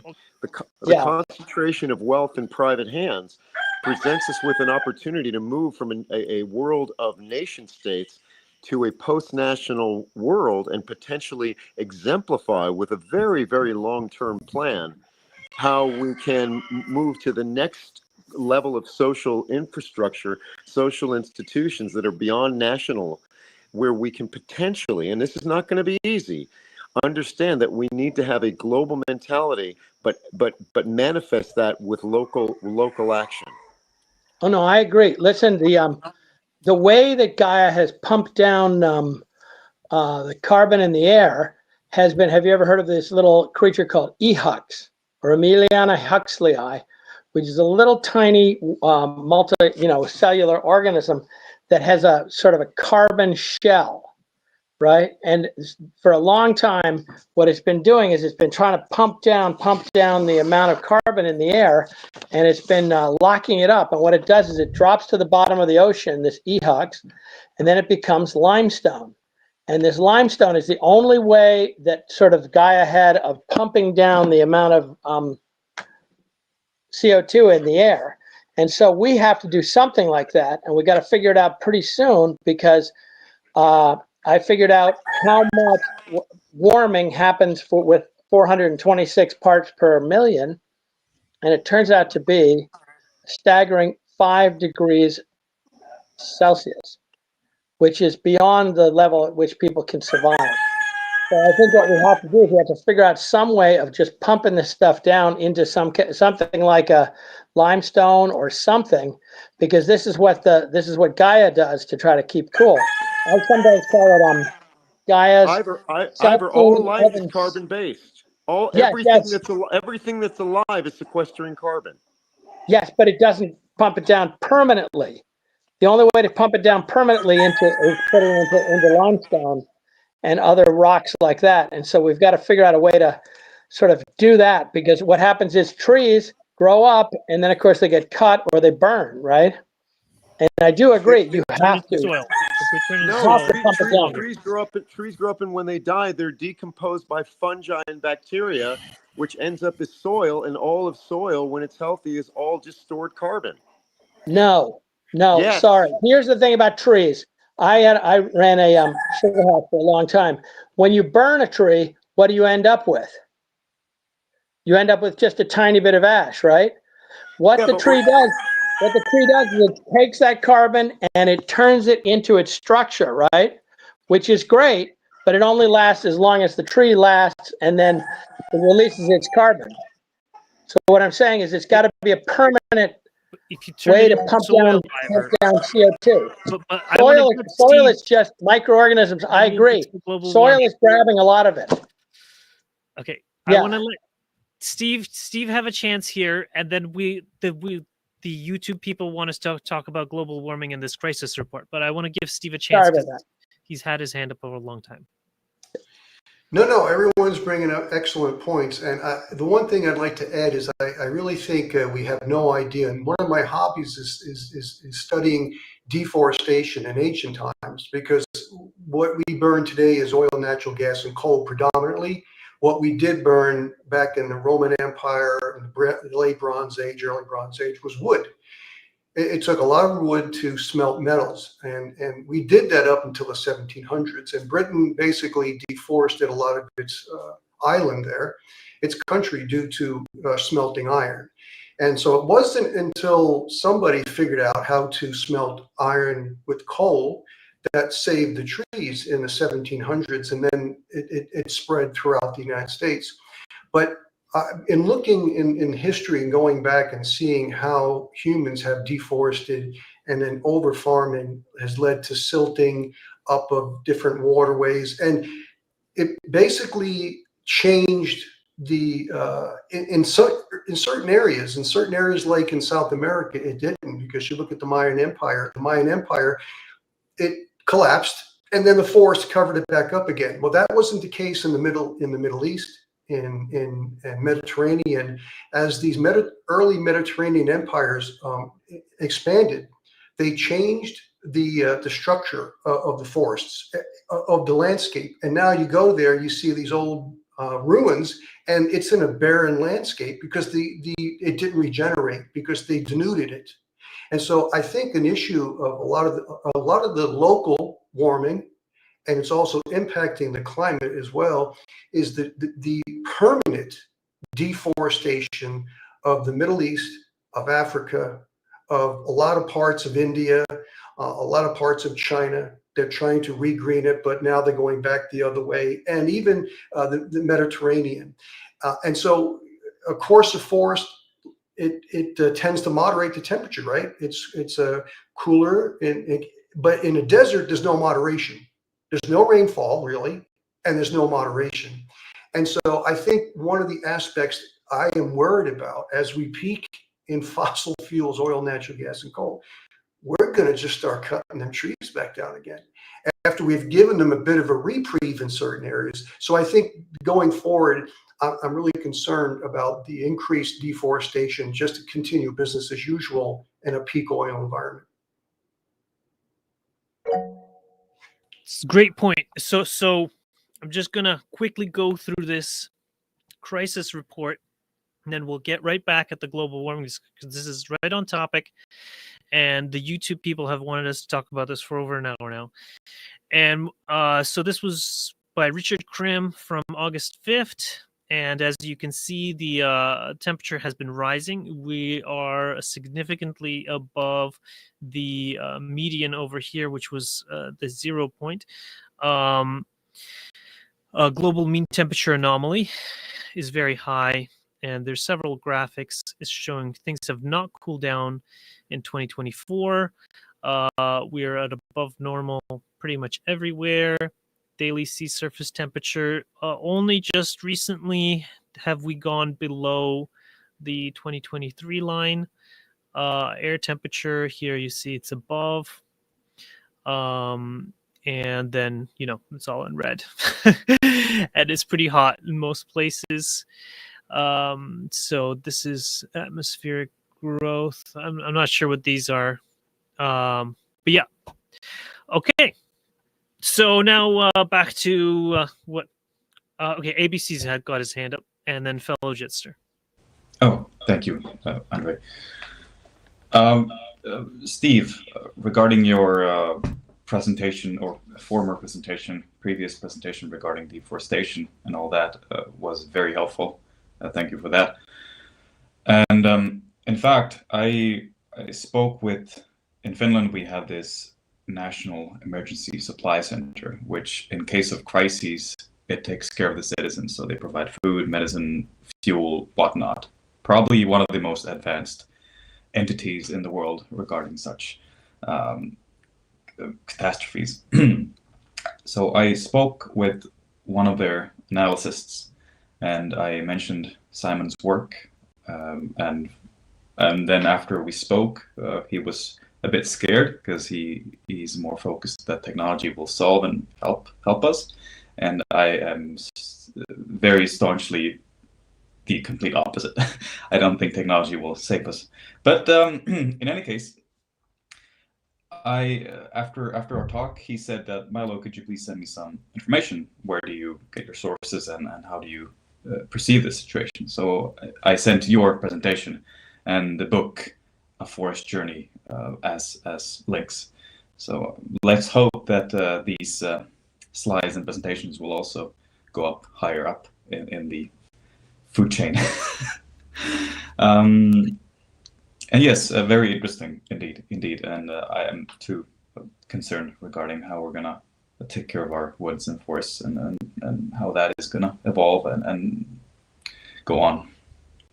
Plus the massive destruction in the Amazon and many other precious rainforests. Please. Yeah, it was amazing to me, because I originally thought the Roman Empire declined due to the falling energy return on investment of the farming EROI, due to their policies of trying to get more produce, more crop production out of the farmers, and they basically taxed them. They destroyed the crop production in Rome and the Roman area due to the way their policies, but they were getting a lot of wheat out of North Africa, Algeria, which turned them into a desert. People have no idea.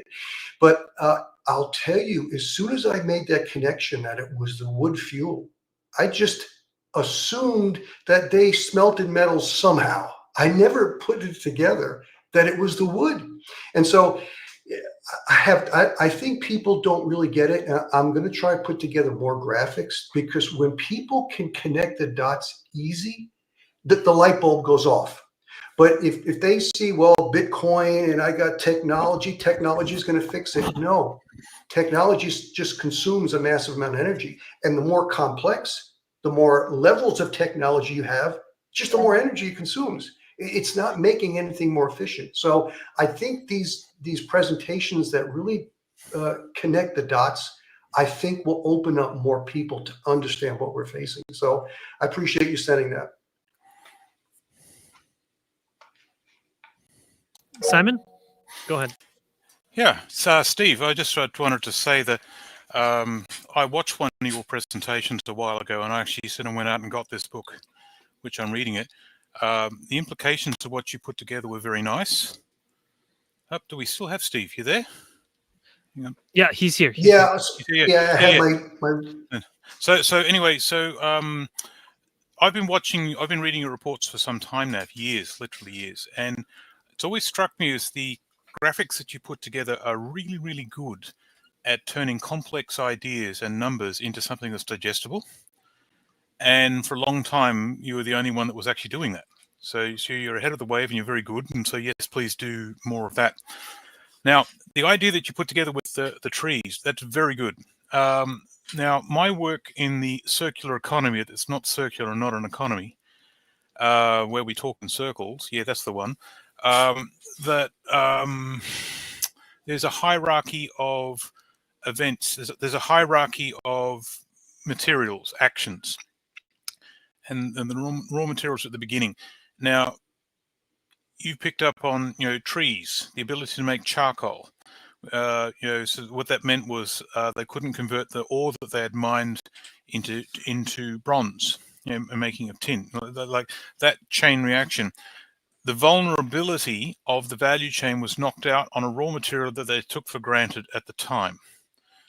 That thinking can be applied to many other parts of not only our existing system, but our systems historically. And it's in the 5-year plan. But if I get around to it, I was going to apply that logic to other parts of the industrial value chain, and that'll tell us where the pressure points are and what can actually sort of grow on the other side of the crash. And so, yeah. Anyway, that's a long-winded way of saying compliments to you, mate. No, and thanks, because when I did that late Bronze Age collapse, I paralleled it to what's happening today. And the late Bronze Age, the empires, there were 7 of them. I think, Andre, you know this. The only one that survived was Egypt. The reason for the complex collapse was due to the ability to get tin and this huge global, I guess, the mini global supply chain during late Bronze Age. Well, you know what it is today? Back then it was the wood tin. Today it's the semiconductor. Yeah. And I think that is the issue, because the semiconductor, and we've seen the disasters that have been taking place with CrowdStrike. So right now, the semiconductor industry survives on a 2,500-mile supply chain. So it's so complex that it can only pump out semiconductors if it has a 2,500-mile, very complex supply chain to continue feeding the head of the snake everything it needs to pump out those things. And it's amazing. If you look next to these fab plants, like they have Taiwan Semiconductor, they've got a specialized gas facility. They have to make all these gases 0.9999% pure. So they've got their own gas, basically like a refinery next to each huge semiconductor plant. It's so complex, and this is another issue. People don't get how fragile that complexity can be. Yeah, that's you've absolutely nailed it.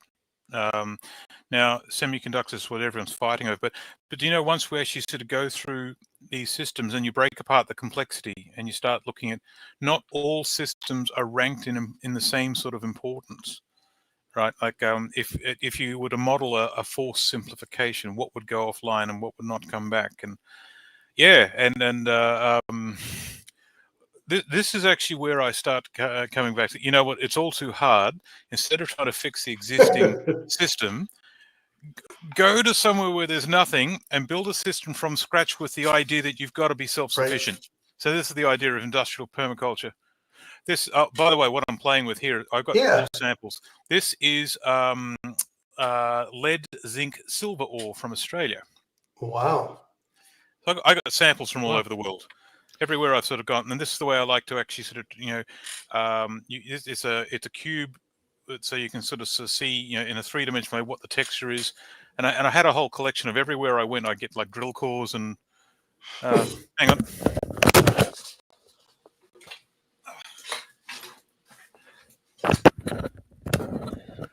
So this is high grade gold ore. Wow. So again, it's if such things turn you on, Steve, I could probably mail you some because I got like a shed full of stuff. Being a rock pervert, geologists, everywhere they go, they play with rocks and they collect rocks and they lick rocks and they bring them back and they put them on the shelves and they drive their wives nuts. But yeah, so I've got lots of ores. I was building a collection. The idea was to get some drill cores from every mine site in the world. Wow. And yeah, well, that didn't work, did it? Anyway, so that's gold ore, and, Wow. and that's lead, zinc, silver. They both look like rocks. So here's how a geologist tells the grain size. Ready? Yes. That's about 150 micron. Hang on, no, 110 micron. Yeah, okay. So, That's funny. you're rock licking pervert. Okay, well, Ivor has his hand up, and I just wanted to. Oh, Ivor, you're still muted, but I wanted to add a few things from the chats here. They were talking about 5% of the land has the most heat stress, cause 30% less carbon capture, and then they were saying 70% of decomposed trees carbon ends up in the atmosphere, but planting more trees still helps in the long run. Oh yeah. And 20 to 40% of photosynthesis goes out to the roots as sugars and carbon. I had a question for Steve and Simon, actually, about relating to what you were just talking about. Now, I know that silver and gold, I've heard that they're not really making any money at these prices, pulling out those the silver and the gold. Is this true? And do you think that's going to change? Okay, yeah, Steve, you go first. You're much more sophisticated. No, I'm so sorry, Simon. Go ahead. All right. Okay. So silver to me is an artificially suppressed market. Yeah. But at the same time, silver producers, I think, are being subsidized somehow. But for the life of me, I can't work out how. They are selling silver in some circumstances below the actual mining cost at the time. And the way I think they're doing it is they're stockpiling the silver when the costs are low, and when the cost price goes up, they can release some of it. It's something like that. I don't know. But gold and silver, gold in particular too, is a very strange metal to have anything to do with because it's fraught with manipulation. It doesn't make any sense at all. All other metals are okay. Platinum and the diamond industry. So platinum, diamond, and golds. All the data you look at is fraught with bullshit. Absolute bullshit. And the most paranoid metal industry on the planet is platinum. Yeah. Because it was worth $2,200 US dollars an ounce. Yeah. But all the base metals, they were all a bit more sensible to sort of deal with. They were more honest and they were cleaner, and you didn't get monkey business happening at every level. And so I've got a ball patch up here where I'm pulling out what's in my hair, trying to work out what's happening in the gold and silver market. A couple of years ago, I said, you know what? I'm just going to put that aside and just stop trying to actually guess what's going to happen in the market. So yeah, over to you, Steve. Hopefully you've got something more sensible to say. Well, this is actually my focus. It's energy, precious metals mining, and how the energy return on investment impacts everything. But I spend a lot of time in this, and I don't think many. And the thing is, right now, according to the best analysts, the major gold miners, Ivor, are making good money. Right now, the break even, I would say, is between $1,750 and $1,800. That's my total cost of production. So if they're getting 23, 24, they're making 32% profit. So typically when you see gold at this high level and the margin is very high, like it was in 2011 and even in 2020, what happens is the price tends to correct and it gets closer to the cost of production. But I think times are changing now for gold. For silver, guess what? Fresnillo, which is the largest producer in the world, their costs are going up. They're over $25 now for silver. But I just looked at the analysis for Endeavor Silver and First Majestic. They're $28, $29 break even. So I'm waiting for Pan American, Heckler. Now these are primary silver. People say, Steve, you can't go buy the primary silver because they only produce about 30% of silver. But you look at KGM Polska, which is the large Polish miner. They produce a lot of copper, and they're actually the largest producer of silver in the world at 40 million ounces from one mine. And it's a byproduct of copper, but they're kind of like breaking even now with copper. So they're not giving away that silver for free. They actually hedge their silver. And so when you look at the base metal mining industry that produces a lot of silver, they need all that silver, the profits that they can get or the revenues they get from silver. So even their costs are going up. And so I look at it all together. The break even for silver is now getting close to 27. So, and the break even for gold is probably going to be 18, and it's going to continue going up. So, yeah, I think it's changing because I differ a little bit in the manipulation theory, even though that's pretty predominant in the gold and silver industry. I think what's happening is most people have their money in stocks, bonds, and real estate. They don't care about gold and silver. And so they're manipulating the market by manipulating the bond market, by printing treasuries, by printing bonds. That's how they manipulate the market. And so people buy these bonds up. Gold and silver don't give you an interest. You don't get a yield. It's kind of like they're dead metals. You can't earn a yield on gold and silver. So most investors, most people who are retired don't want that. They want their money to earn money. Unfortunately, you can't do that in a peak oil environment. So to answer your question, costs to continue to go up, but I think we're going to see gold and silver, which are money, start to disconnect as being commodities. And that's how they've been valued. Cost of production, supply and demand. But the market is starting to change now because there's so much debt and finance in the market. We're seeing that the gold and silver hold up much better than they have in the past. So I hope that answered your question. Yeah, thank you very much. That's really interesting. Steve, if all the paper claims on gold and silver were called in today, what percentage of those could actually be realized? Well, that leverage has really dropped in the last 10 years. And then they changed the Basel III rules about a year and a half, 2 years ago. And so we see a lot less banks are trading because they could no longer do that on margin. The issue is people need to understand when the gold price goes above its cost of production, you start to get more hedging. And as the price goes up, you have larger hedging, more shorts, more longs. And those longs are a lot of speculators. There's shorts, there's small speculators, there's large speculators. So I know a lot of people who trade the metals, and they are part of that paper. And they don't want the freaking gold or silver. They want the profit. The issue is, I think the futures trading, which works for soft commodities, which is things we consume, and it works for base metals. It does not work for gold and silver because they have two mechanisms. They're commodities. We use them as commodities, but they also are money.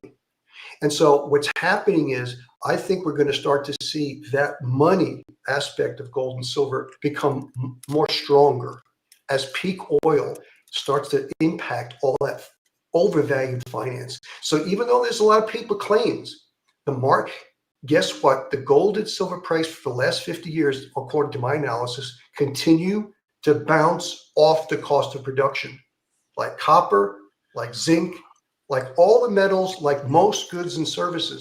But they're changing now due to all the debt, money printing, bond printing. So I see that more of the problem going forward for the financial system, try to prop it up. They're going to be competing with gold and silver because more investors are starting to wake up. They can't protect their wealth in treasuries that can be printed. That's the thing. You can't protect wealth in something that's printed, especially in a plateau and peak oil environment. Thank you. I just wanted to add this quick little thing about the credit cycle and how the money supplies, drives oil prices, because I had several questions in the YouTube about it, and it's just kind of a reminder that a lot of our asset prices depend more upon how much money is available in the economy than the actual supply of the item. Okay, now ABC, you had something? Yes, to Steve. Do you, Steve, have information when looking at the broader scale of history, how gold and silver has worked out? For example, after the Bronze Age collapse, how did things turn out? And then if we look at, let's say, recent history from 1,000 years back, do you have any examples or information regarding how it has turned out?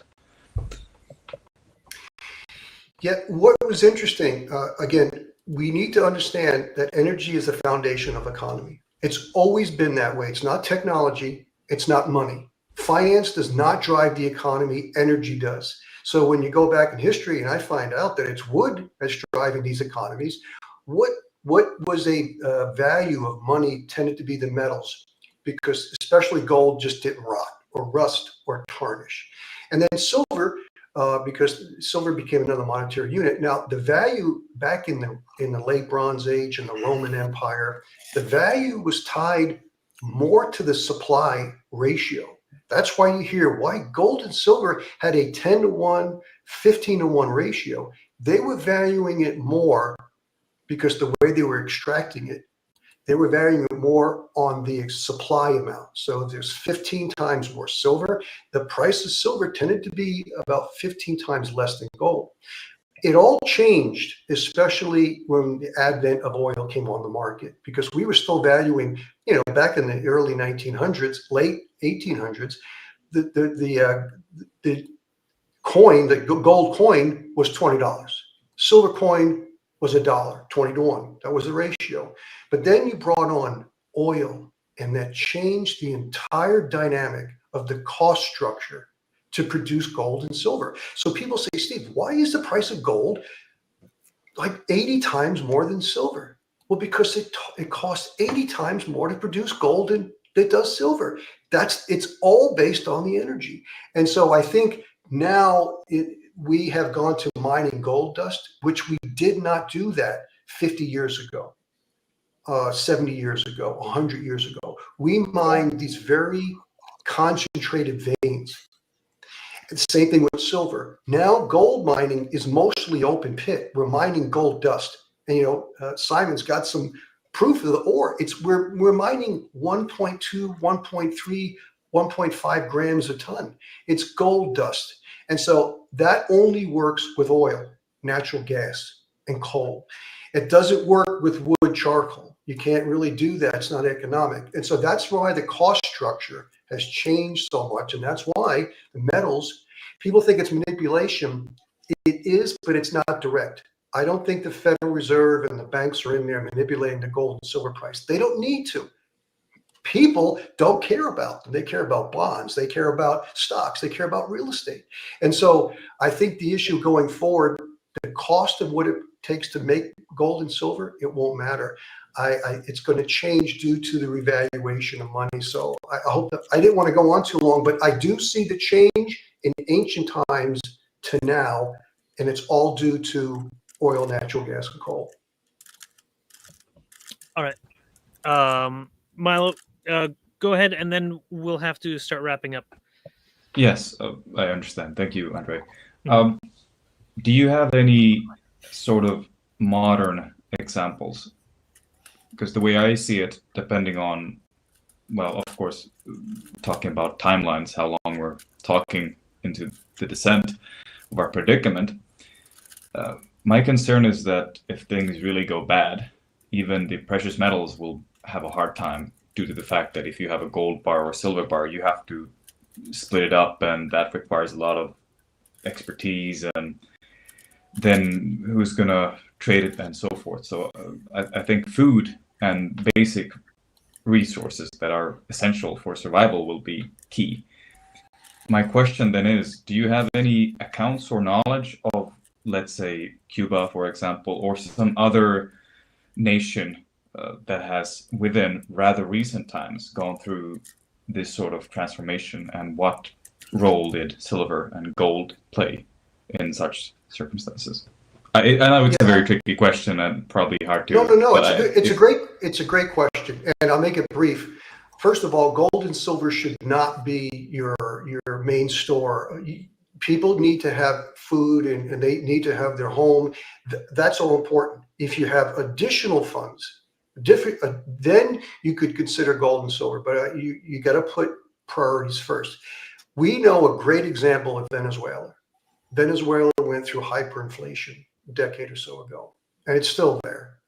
However, you can buy a home in the country for a 1 ounce coin, gold coin. And I hear many stories of that.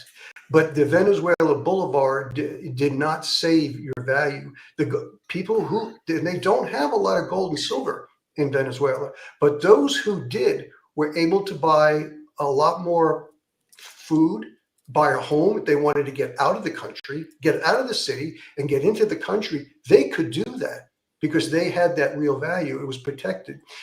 I still see that happening in the future. I'm not saying there's going to be problems. There's no guarantee, but I can assure you, if you are in trouble and you need to get through a checkpoint, your worthless 401k is not going to help you, but maybe a gold coin or a silver coin is definitely going to help you. So you got to just keep it simple, stupid. That's the way I look at things. Keep it simple, stupid. Yeah. Well, it is much easier to bribe somebody with a gold or silver coin than with your 401k account. I'll burn you. Maybe it'll come back in a year or a decade. A bottle of whiskey and a carton of cigarettes. That's right. That works too. You're right. Anything. Oftentimes. Or bullets and guns. Yeah, and then I just had that picture of the coin hoards up, just as a reminder that during every civilization collapse, that there's an increase of coin hoards that are found buried underground that didn't get to anybody. Okay, so I would like to figure out next time is good September 4th, let's say, which is a Wednesday, same time for everybody. Okay, I'm good for that. Yeah, Simon. Which Wednesday? Wednesday, September the 4th. Yeah, that's probably going to be okay. August 15th, I'm testifying before Australian Parliament in an inquiry into electric vehicles. And the same day, I've got to defend my professorship. So, yeah, that's... Is that public? Wow, is that going to be public, Simon? Well, it's supposed to be public. I actually... one of the senators has asked to write a report. An actual... okay, start again. One of the senators in Australia who set this up saw my work that I presented at Parliament House recently, said, we've got a problem. And so they started up an inquiry into electric vehicles. And then he came back and says, could you write a report for us? So I knocked out a GTK report just for those guys. I can send you a copy of that if you like. And now they want me to testify based on that report. If you just hold the line a little bit, I can get you the link to it. Okay, sure. Thank you. It's on my website. Here we are. It is, where's the chat? There. Okay, it's in the chat. Boom. Okay. I'll put it in the other chat as well here on YouTube. So, and people ask, so what did you get paid for that? Well, we didn't. GTK didn't get paid for that. And then, why not? Isn't your work worth... Oh, come on, guys, really? Yeah, and so that's it is starting to sort of get out there. GTK is actually doing work that no one else in the world wants to look at or do. That's crazy. Hang on, sorry, no, that's you got the wrong. Is this the wrong one? Geometallurgical characteristics. No, that's the link. That's no, the link is wrong then. Okay, Okay, so all right. I will send you. That's actually the report before. Oh, okay. Okay, that means the link on my website's wrong. So I'm knocking out one of these reports every couple of weeks or every couple of months. That's amazing.